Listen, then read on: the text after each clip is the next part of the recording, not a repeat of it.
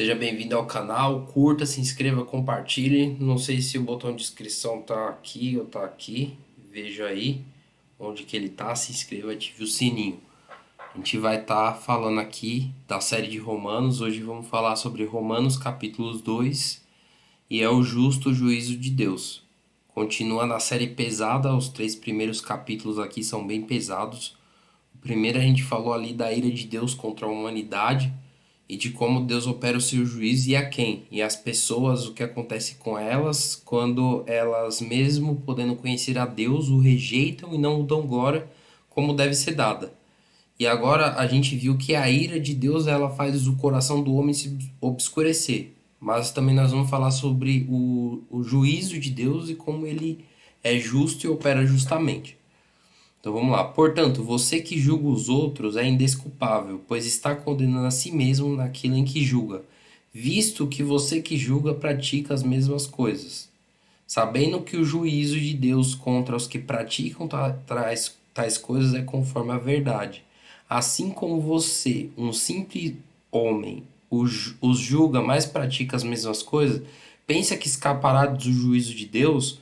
Ou será que você despreza as riquezas da bondade, da sua bondade, tolerância e paciência, não reconhecendo que a bondade de Deus o leva ao arrependimento? Então aqui está falando de pessoas que usam a lei como instrumento de juízo, porém essas mesmas pessoas não aplicam esse juízo à sua própria vida. E aqui no sentido de quando eu faço para alguém não fazer algo que na verdade eu mesmo faço, ainda que de forma inconsciente não pareça que eu esteja fazendo a mesma coisa. Então, a vontade dessas pessoas que ele está falando aqui era de se julgar e sobrepor a outras pessoas, porém essas mesmas pessoas que julgavam não aplicavam esse juízo à sua própria vida. Então vamos lá, ó. Contudo, por causa da sua teimosia, o versículo 5, e do seu coração obstinado, você está acumulando ira contra si mesmo para o dia da ira de Deus, quando se revelará o justo julgamento. Deus retribuirá a cada um conforme o seu procedimento. Ele dará vida eterna aos que, persistindo em fazer o bem, buscam glória, honra e imortalidade. E aqui, quando ele fala em persistir em fazer o bem, a gente pega muito a noção de não que essas pessoas elas façam o bem de maneira natural, mas que elas insistem em fazer o bem, no sentido de colocam uma lei que elas têm que fazer as coisas conforme a vontade de Deus, e esse insistir em querer fazer o bem, na verdade, ele vai gerar o quê? Uma glória, vai buscar uma glória, uma honra e uma imortalidade que vem de Deus. E aqui, ó, vamos continuar. É o contraponto disso que eu acabei de falar. Mas haverá ira e indignação para os que são egoístas, que rejeitam a verdade e seguem a injustiça. Haverá tribulação e angústia para todo ser humano que pratica o mal. Primeiro para o judeu, depois para o grego. E aqui está falando que quando ele coloca primeiro para os judeus, depois para o grego, é porque o judeu, como detendo a aliança e a lei de Deus, e isso se estende também até mesmo aos cristãos, vamos colocar assim, que se apropriam da Bíblia para viver uma conduta ética diante de Deus. Então, a justiça de Deus, ela na verdade vem primeiro para aquele que se apodera, e não estou falando no sentido pejorativo, mas que se apodera de sua palavra. Então a justiça de Deus vem primeiro para essa pessoa, sendo bom ou ruim, vem primeiro para ele. Então, se essa pessoa que se apodera da palavra de Deus, mas ela de alguma maneira ela usa disso e não pratica aquilo que a palavra de Deus ela coloca, o juízo de Deus vai vir para essa pessoa também. E primeiramente para ela, na verdade.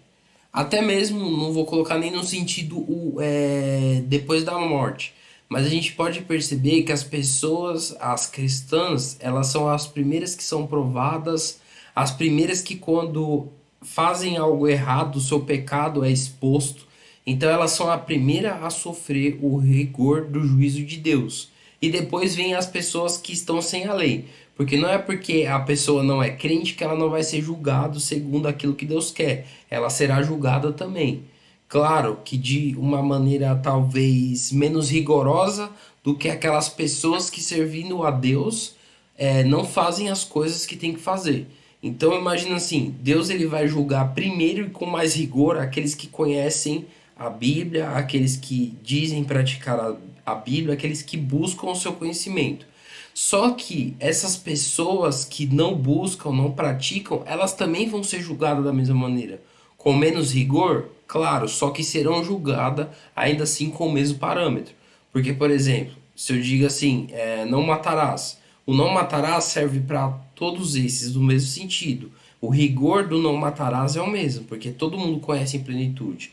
Porém, a questão de levantar falso contra seu irmão, que é uma questão que deveria ser entendida melhor por aqueles que são cristãos e não tanto por aqueles que não são cristãos. Então, para um cristão levantar um falso testemunho ou fazer alguma coisa adjacente a esses principais mandamentos, ela vai ter um rigor maior do que essas pessoas que não conhecem.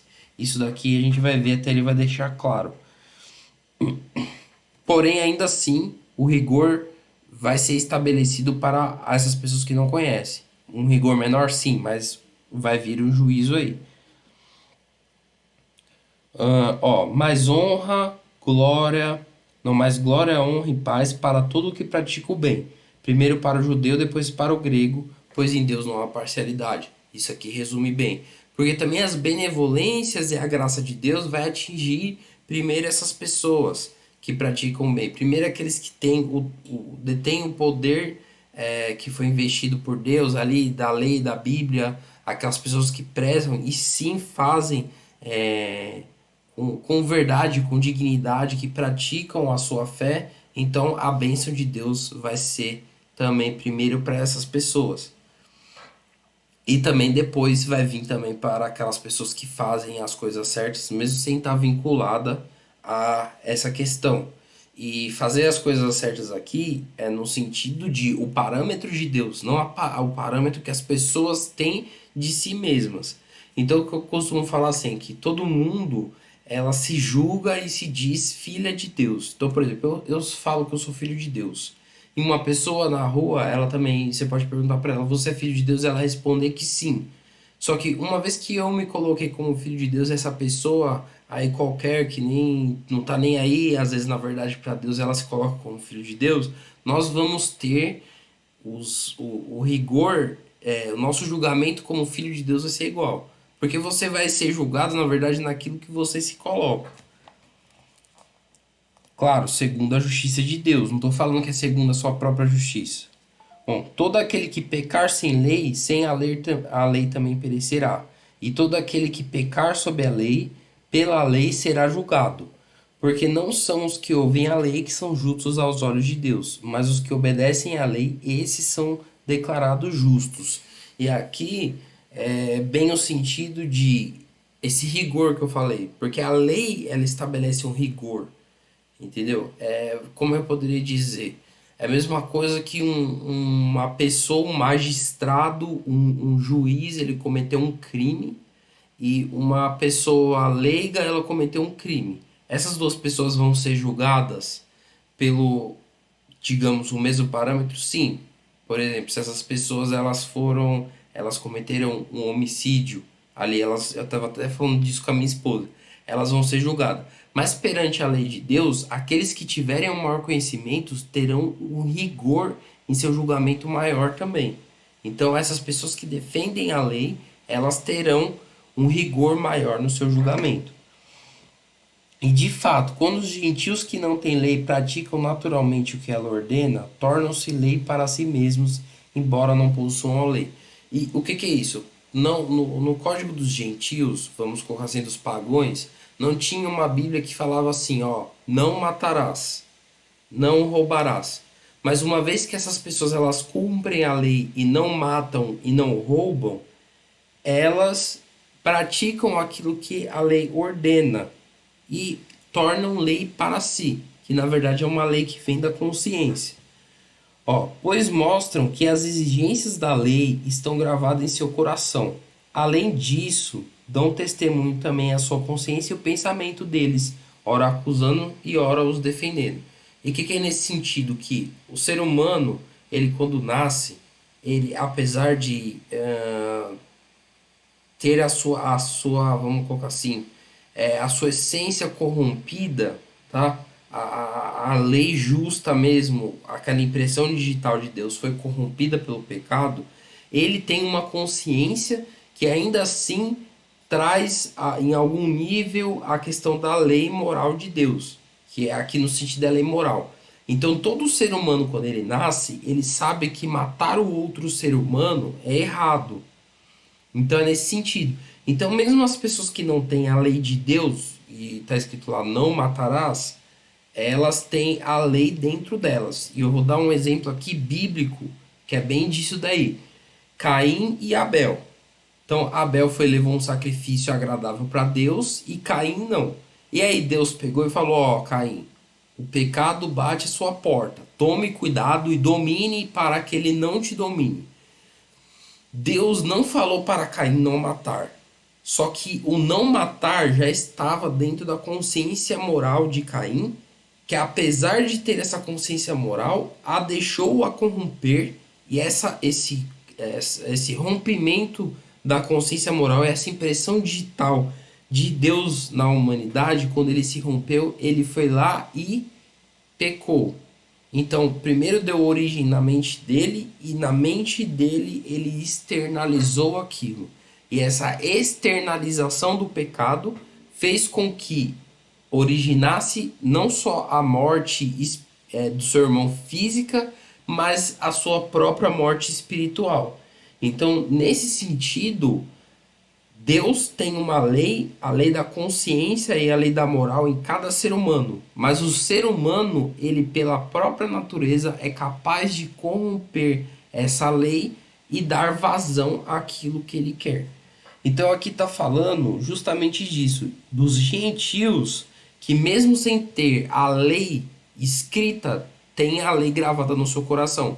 Porque quando a pessoa ela não mata, não rouba, não estupra, não cobiça a mulher do próximo, naturalmente ela está cumprindo a lei. Não a que está escrita, mas a lei da consciência. E essas pessoas, quando fazem algo errado, a consciência dela ora acusa, ora defende, como está escrito aqui. Que a consciência ela faz esse papel de lei dentro dessas pessoas, acusando e defendendo essa pessoa internamente nos seus próprios pensamentos. Então, quando você faz alguma merda, alguma cagada, você sabe que você fez errado. E a sua consciência, ela te acusa. O que você pode fazer com a sua consciência, ou você abafa ela e deixa ela oprimida, ou você dá entendimento e dá vazão a essa consciência. Então, basicamente, é isso daqui. Até estou transmitindo aqui, nem percebi. Vou interromper a transmissão, que esse vídeo aqui vai pro YouTube. Depois quem quiser, que estiver assistindo aí na transmissão, vou interromper, tá? Vai estar lá no YouTube. Bom, então vamos continuar aqui o que eu tava falando. Então, ó, essa consciência ora defende, ora acusa essas pessoas. Muito bem. Isso tudo se verá no dia em que Deus julgar o segredo dos homens mediante Jesus Cristo, conforme declara o meu Evangelho. No sentido de que não temos como saber como que vai ser o juízo de Deus para todas as pessoas e, de certa maneira, até nem para nós mesmos. Mas no dia em que Deus ele for julgar os homens, segundo as palavras de Cristo, ele vai ponderar todos esses fatos na balança. Claro que nós vamos ser salvos mediante a justiça de Cristo. Mas é até importante que você não pegue metade só desse vídeo e assista a série inteira, porque cada capítulo ele vai tratar de um aspecto específico da lei de Deus e da questão do seu juízo. Se você se focar em um vídeo apenas, um aspecto específico, você pode perder o teor de todo o conteúdo. quando na verdade você poderia estar enxergando um cilindro e vendo todas as suas facetas, todas as suas formas, você pode enxergar apenas um círculo ou apenas um retângulo, entendeu? Se eu colocasse um cilindro aqui na sua frente, você viria apenas um retângulo. Se eu virasse o cilindro e colocasse ele aqui na sua frente, você viria apenas um círculo.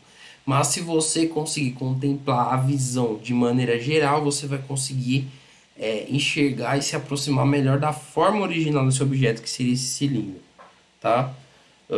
Então vamos lá. Aí aqui é o 17 agora. Os judeus e a lei. Ora, você leva o nome de judeu, apoia-se na lei e orgulha-se de Deus. Você conhece a vontade de Deus e aprova o que é superior, porque é instruído pela lei. Você está convencido que é guia para cegos, luz para os que estão em trevas, instrutor de insensatos, mestre de crianças, porque tem na lei a expressão do conhecimento e na verdade. Então, muito bem, aqui está falando o seguinte: o judeu, como aquele que deteve primeiro o conhecimento da lei de Deus, ele acreditava que ele, de alguma maneira, era superior às outras pessoas, porque ele detinha essa lei e ele funcionava ali como um instrutor, como uma pessoa que fazia essa ponte, esse parâmetro entre estar iluminando e trazendo luz àquelas pessoas que estavam cegas.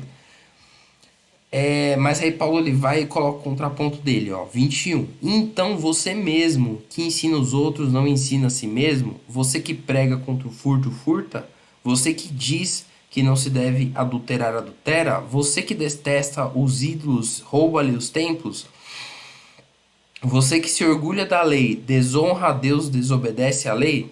Então aqui ele está falando, ó, você mesmo sabendo de todas essas coisas, que roubar é errado, que adulterar é errado, que roubar é errado, você ainda assim pratica todo esse tipo de coisa. E aí a gente vai estar lendo o 24, ó. Pois, como está escrito, o nome de Deus é blasfemado entre os gentios por causa de vocês. Lembra lá do capítulo 1 que eu falei que a justiça de Deus, eu vou ler até aqui, ó, o 18, ó. Portanto, a ira de Deus é revelada do céu contra toda a impiedade e injustiças dos homens que suprimem a verdade de Deus pela injustiça. E a gente vai ver a revelação do que é isso aqui. Porque, por exemplo, ó, a pessoa que ela diz que roubar é errado, rouba. Ou seja, ela pega a verdade de Deus, ó, roubar é errado, e suprime na injustiça que ela faz. Porque ela mesmo, sabendo que é errado roubar, ela rouba. Ou seja, ela detém o conhecimento de Deus em injustiça. E isso só não no âmbito da lei, como os judeus fazem, mas as pessoas, na própria consciência, sabendo que roubar é errado, elas abafam sua consciência e detêm aquilo que é a verdade de Deus em justiça. E é nessas pessoas que a ira de Deus se revela.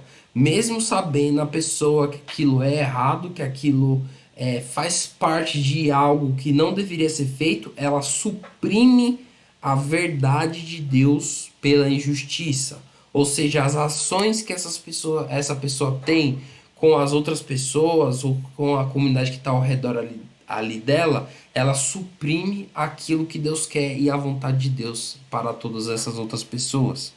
E por isso o nome de Deus é blasfemado. Ou seja, até mesmo a gente pode ver os crentes de hoje em dia.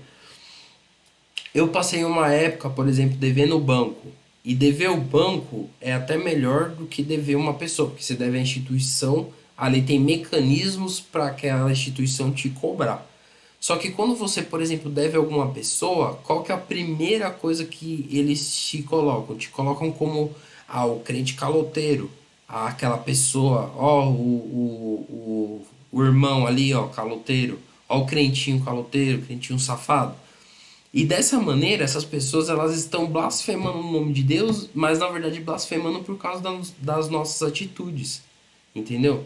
Então preste bem atenção, não é bom dever aos outros. Acho que talvez uma das coisas que mais blasfeme o nome de Deus seja as pessoas dever aos outros, ter uma vida sexual errada, ou seja, ter uma mulher, imagina um crente lá, tem uma mulher e trai a mulher com outra mulher. Então, até outro dia na rede, no Facebook, eu vi. Tipo, a pessoa colocando assim, ah, eu tô de boa porque meu marido é crente, tô em paz, não tô com medo dele me trair. E aí uma pessoa lá do mundo, ela postou lá o quê? Esses são os piores. Mas com certeza ela postou isso por quê? Porque viu exemplos de pessoas que fizeram coisas erradas ali, que traíram a mulher, que fizeram alguma coisa, que roubaram, que caluniaram. E por meio desse exemplo, essas pessoas elas blasfemam e julgam o nome de Deus. Entendeu? Como dizendo, o crentinho que vai, ó o filho de Deus, ó o irmãozinho ali, caloteiro. Entendeu? Então é nesse sentido. Então por isso que é importante a gente ter uma conduta ética em relação a essas coisas. Ó, quando ele tá falando, eu vou começar a falar aqui de circuncisão. Circuncisão, é, no contexto judaico, ele era na questão de ter uma aliança com Deus, ter um propósito com Deus, Deus ter um objetivo com você. Então Deus ele tinha um objetivo com as pessoas das quais ele estabelecia uma aliança. Então isso era a circuncisão, tá? A circuncisão nesse contexto é a aliança de Deus com as pessoas de Deus. Então a circuncisão tem um valor se você obedece à lei, mas se você desobedece à lei, a sua circuncisão já se tornou incircuncisão, ou seja, a sua aliança se tornou em quebra de aliança. Por quê? Porque você já não obedece à lei de Deus. Se aqueles que não são circuncidados obedecem ao preceito da lei, não serão eles circuncidados, ou seja, aquelas pessoas que não têm aliança, se elas obedecem os princípios da aliança, elas não seriam também consideradas como se tivessem aliança? Se aqueles que não são circuncidados obedecem à lei, não serão eles considerados circuncidados? Sim. Então, aquele que não é circuncidado fisicamente, mas obedece à lei, condenará você, que tem na lei escrita e a circuncisão é transgressor da lei. Ou seja, aqui está falando que as pessoas que naturalmente obedecem à lei, elas, mesmo sem estar com a lei, vai condenar aquelas pessoas que estão com a lei e mesmo assim não a obedecem. Então veja como o rigor é grande. As próprias pessoas que não têm a lei para si, elas vão condenar as pessoas que têm, através do quê? De seus próprios exemplos. Não é judeu quem o é exteriormente, nem é circuncisão quem é meramente exterior e física. Não, judeu é quem é interiormente e circuncisão é operada no coração pelo Espírito e não escrita pela lei. Para estes o louvor não provém dos homens, mas de Deus. Ou seja, não é uma aliança meramente humana, ser judeu. Então, todas aquelas pessoas que praticam a lei de Deus e têm a importância da lei de Deus dentro de si, elas também deveriam ser consideradas judeus. Ou seja, aquelas pessoas, a nação que Deus escolheu para si e a nação que Deus tem aliança. E aí ele vai começar aqui a considerar essa questão de descendência de judaísmo ou não, não pela carne, especificamente pela descendência humana, mas sim pelo espírito e pela obediência que essas pessoas elas têm pela lei. Então, muito bem, aqui nós acabamos o capítulo 2. É um capítulo que dá porrada principalmente para quem conhece a lei e de certa forma não pratica, e ela traz revelações progressivas sobre do que Paulo está falando, porque ele estava falando da ira de Deus que era revelada aos homens. E quais homens? Esses daqui que detêm a verdade de Deus em justiça, que, ou seja, não obedecem à lei e não são lei para si. E aí ele vai começar a explicar a questão da justiça pela fé e não uma justiça e obediência à lei que é alcançada observando ao que está escrito no sentido puro e simples. Por exemplo, não matarás. Mas será que é só não matarás? Não. Além do não matarás, vai muito além disso. Então ele está falando especificamente disso, é disso que ele vai começar a tratar. Então você começou a entender aqui que ele primeiro está falando de pessoas a qual Deus vai se revelar em sua ira, porque ele já se revelou suficientemente através da natureza, através da lei, e mesmo essas pessoas detêm a verdade de Deus em justiça. E daqui a pouco ele vai falar o quê? Que ninguém é justo.